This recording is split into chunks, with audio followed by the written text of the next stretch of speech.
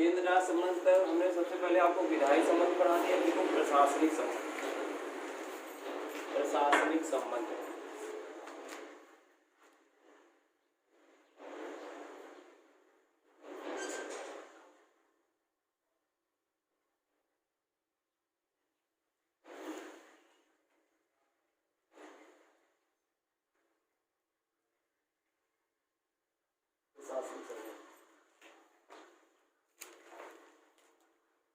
आगे केंद्र एवं राज्य के मध्य, केंद्र एवं राज्य के मध्य, केंद्र एवं राज्य के मध्य प्रशासनिक संबंधों को दो प्रकार से लागू किया जा सकता है। केंद्र एवं राज्य के मध्य प्रशासनिक संबंधों को भी दो प्रकार से लागू किया जा सकता है। क्षेत्र के आधार पर, क्षेत्र के आधार पर, दूसरा लिखो विषय के आधार पर, विषय के आधार पर, क्षेत्र के आधार पर, विषय के आधार पर। नई लाइन से लिखना, केंद्र सरकार को, केंद्र सरकार को, केंद्र सरकार को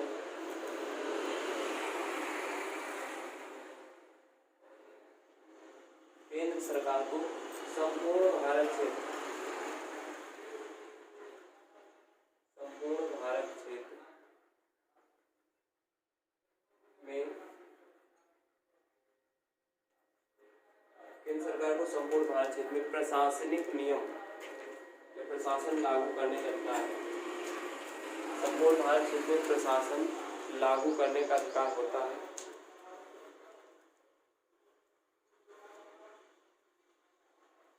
परंतु किसी राज्य को, परंतु किसी राज्य को अपने राज्य क्षेत्र में भी, राज्य क्षेत्र तक भी, परंतु किसी राज्य को अपने राज्य क्षेत्र तक भी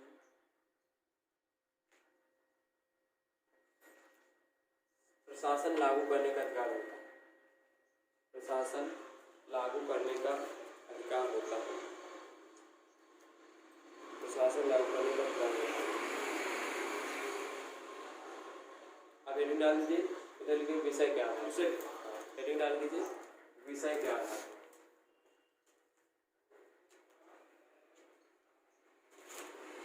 विषय क्या आधार देखिए, संघ सूची के विषयों पर, संघ सूची के विषयों पर कौन नियम बनाएगा बताओ? संघ सूची के विषय पर कौन नियम बनाएगा? केंद्र सरकार। लिख लीजिए ऐसे कम लाइनों, कम शब्दों में लिखो। संघ सूची के विषयों पर केंद्र सरकार, केंद्र सरकार नियम बनाती है।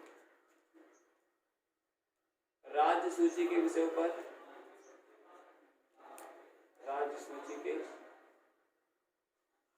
विषयों पर राज्य सरकार तथा समवर्ती सूची, समवर्ती सूची के विषयों पर,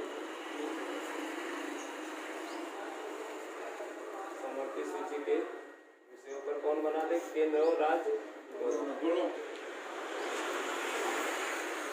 समवर्ती सूची के विषयों पर केंद्र और राज्य दोनों को प्रशासनिक नियम बनाने का अधिकार होता है। नई लाइन से लिखिए, केंद्र राज्य प्रशासनिक संबंधों के अंतर्गत केंद्र को राज्यों के लिए प्रशासनिक आदेश जारी करने का, प्रशासनिक आदेश जारी करने का अधिकार होता है। रेलवे की सुरक्षा का निर्देश, जैसे लिखो रेलवे की सुरक्षा का निर्देश, रेलवे की सुरक्षा का निर्देश। सैनिक और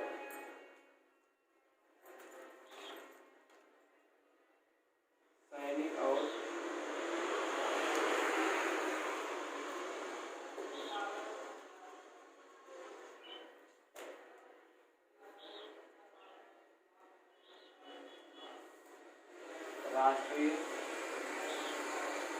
सैनिक एवं राष्ट्रीय स्मारकों, पुलों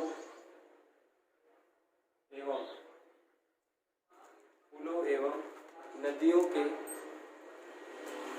संरक्षण का आदेश। पुलों एवं नदियों के संरक्षण का आदेश।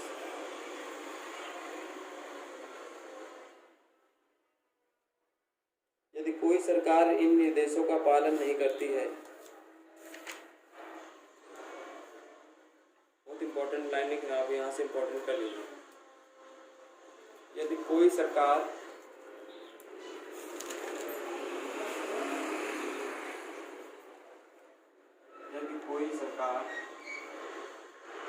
इन आदेशों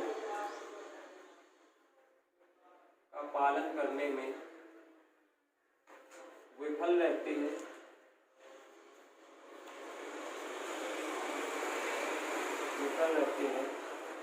तो उस राज्य को यह समझ लिया जाता है, उस राज्य को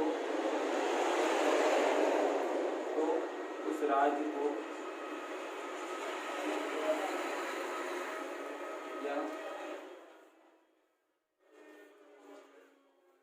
समझ लिया जाता है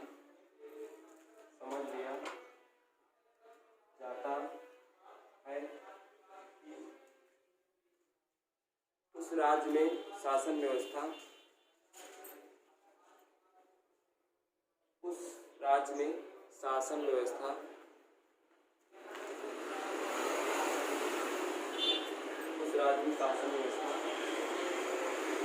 विफल है।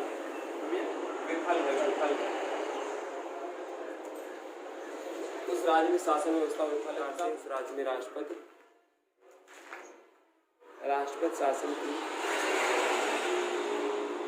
राष्ट्रपति शासन की घोषणा करता है। पहला लिखिए, राष्ट्रपति शासन आजकल सुनते थे, अनुच्छेद 356 तय लगता है ना, किन परिस्थितियों में लगता है, तो पहला ये घोषित है अनुच्छेद 365 के तहत अगर कोई राज्य या अगर किसी राज्य में, अनुच्छेद 365 के तहत अगर किसी राज्य में संवैधानिक तंत्र विफल माना जाता है, तो अनुच्छेद 356 के तहत राष्ट्रपति उस राज्य में राष्ट्रपति शासन लागू कर देता है। उस राज्य में राष्ट्रपति शासन लागू कर सकता है। दूसरा लिख लीजिए, राज्यपाल की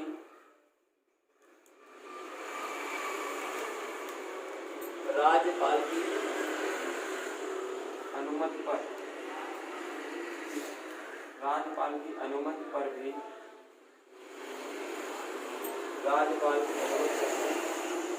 356 के तहत राज्यपाल की अनुमति पर भी 356 के तहत राष्ट्रपति शासन लागू हो सकता है। राष्ट्रपति शासन लागू हो सकता है। तीसरा व्यक्ति अन्य किसी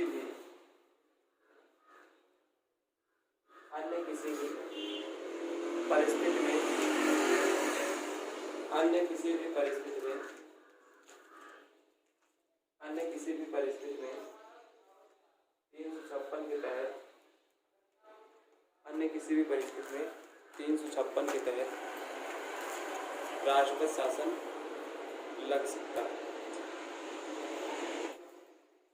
नोट लिखिए, केंद्र राज्य प्रशासनिक संबंधों के अंतर्गत केंद्र का महाराज्य अपनी शक्तियों का आदान प्रदान कर सकते हैं।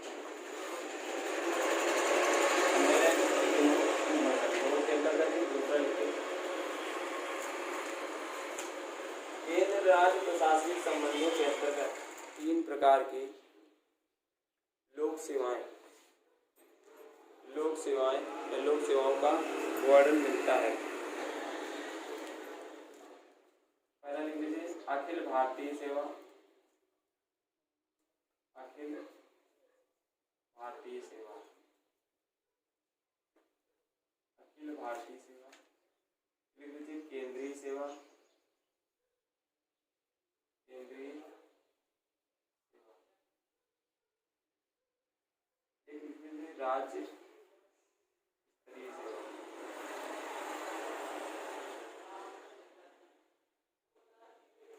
केंद्रीय सेवा, राज्य स्तरीय सेवा, 3 प्रकार की सेवाएं मिलती हैं। इनका आपस में ट्रांसफर करना चाहे तो कर सकते हैं। यहाँ से ये टॉपिक भी आपका लिखना।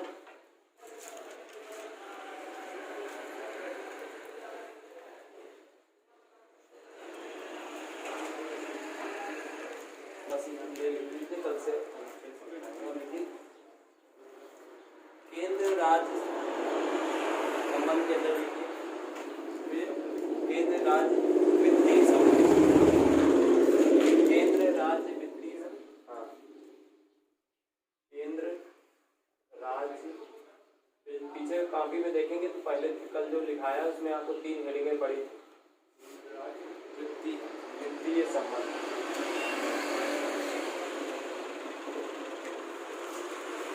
उसके तहत आपको बहुत अच्छे से जीएसटी पढ़ना पड़ेगा। तो पहले सबसे मतलब केंद्र राज्य वित्तीय संबंध।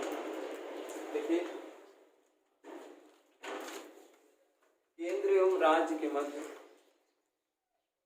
केंद्र एवं राज्य के मध्य वित्तीय संबंध को निम्नलिखित शीर्षकों के तहत दर्शाया जा सकता है। निम्नलिखित शीर्षकों के तहत दर्शाया जा सकता है। केंद्र राज्य वित्तीय राजस्व का बंटवारा। केंद्र राज्य वित्तीय राजस्व का बंटवारा।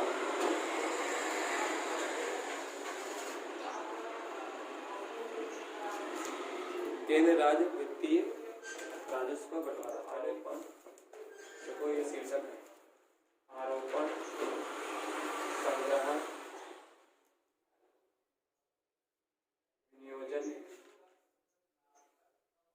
विनियोजन,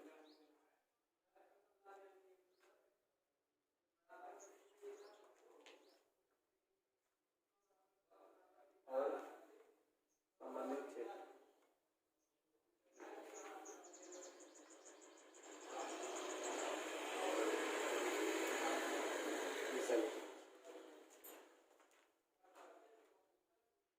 कौन सा कर होगा, यहाँ आपका कर आएगा। कौन आरोपण मीन्स होगा, आरोपण मीन्स होता है लागू करता।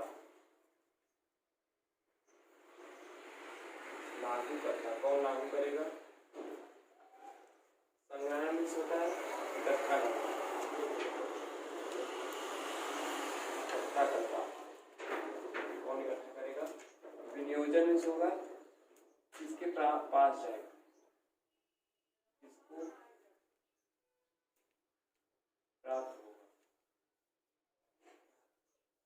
सबसे पहले लिखना है केंद्र, केंद्र, केंद्र।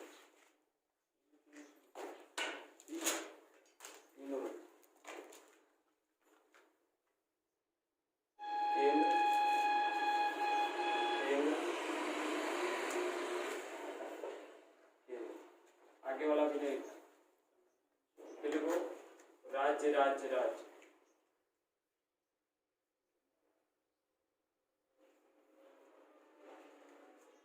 फिर वो ऐसे बोलना, केंद्र राज्य, राज्य।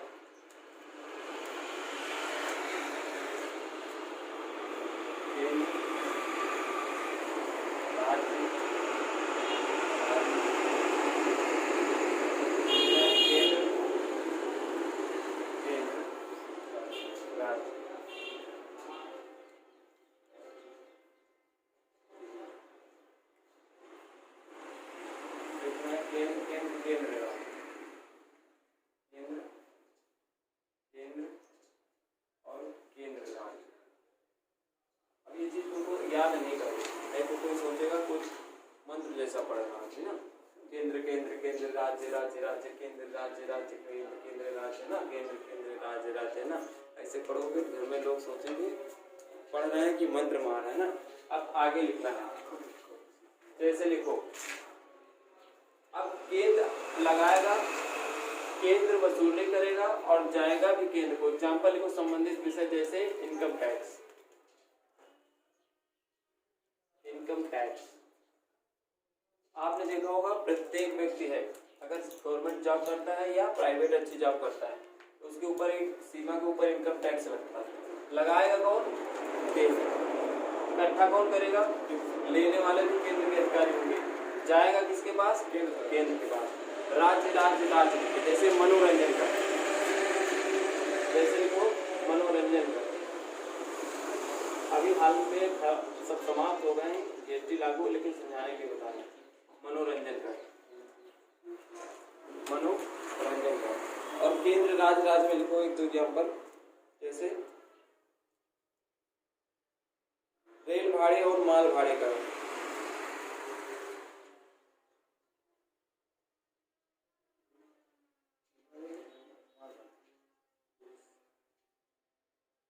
स्टाम्प शुल्क लिख लो,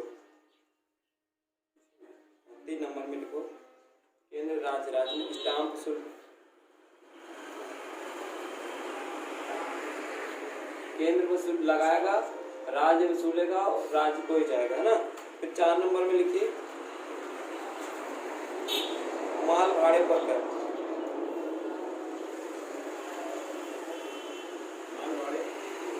माल भाड़े पर। 5वें नंबर पर लिखिए 80वें संविधान संशोधन अधिनियम के बाद। 5वें नंबर में लिखिए केंद्र केंद्र केंद्र 80वें संविधान संशोधन अधिनियम के तहत सभी प्रमुख कर इसी श्रेणी में है।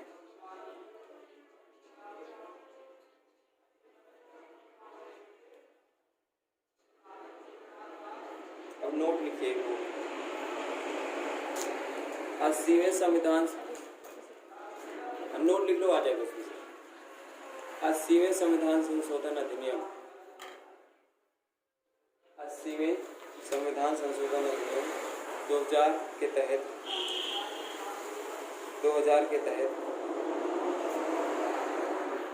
सभी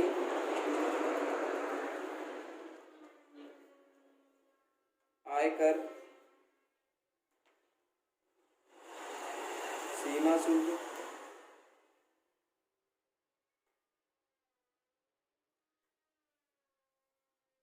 निगम कर,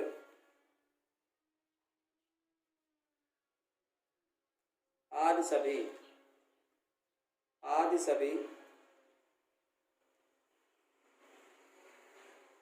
केंद्र राज्य से विभाजनीय बना दिए गए हैं। केंद्र राज्य से विभाजनीय बना दिए गए।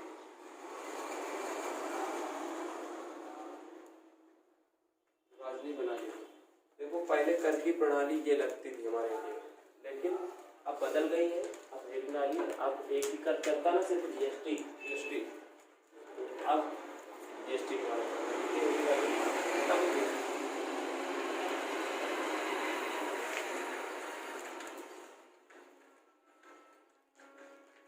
केंद्र राज्य के मध्य कर वितरण की नवीन व्यवस्था। केंद्र राज्य के मध्य कर वितरण की, केंद्र राज्य के मध्य कर वितरण की नवीन व्यवस्था।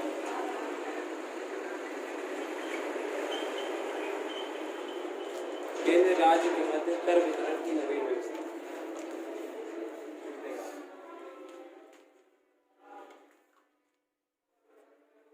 केंद्र राज्य के मध्य कर वितरण की नवीन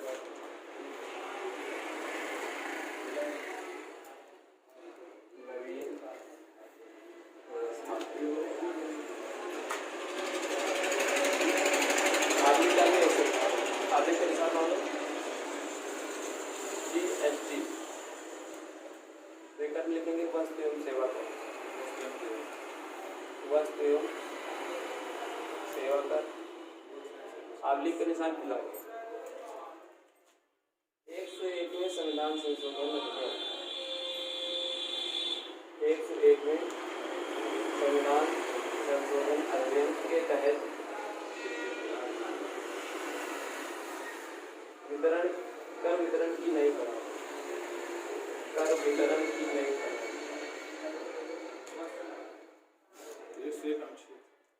नई प्रणाली। देखो 3 नाम से लिखाया और तीनों को मतलब एक ही। चाहे केंद्र राज्य के मध्य कर वितरण की नवीन व्यवस्था पूछा जाए, चाहे जीएसटी पूछा जाए, कर वितरण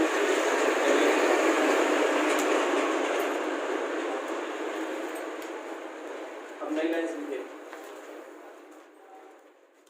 101वें संविधान संशोधन अधिनियम 2016, 101वें संविधान संशोधन अधिनियम, 101वें संविधान संशोधन अधिनियम 2016 के तहत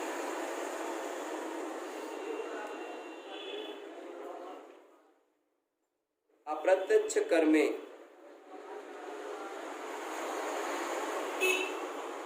अप्रत्यक्ष कर में सुधार किया गया।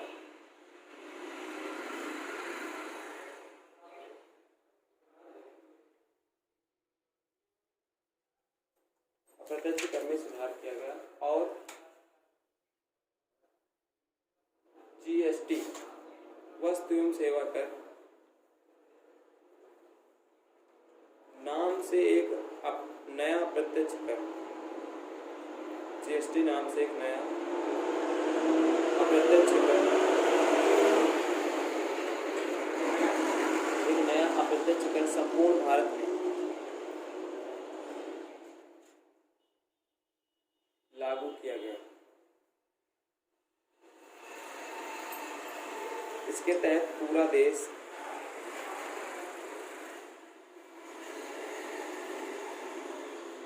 एक कर में परिवर्तित हो गया। इसके बाद पूरा देश एक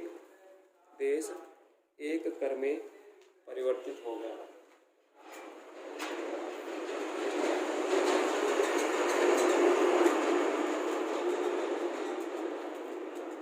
समझिए अप्रत्यक्ष कर किसे कहते हैं? अप्रत्यक्ष कर क्या होता है? वो प्रत्यक्ष कर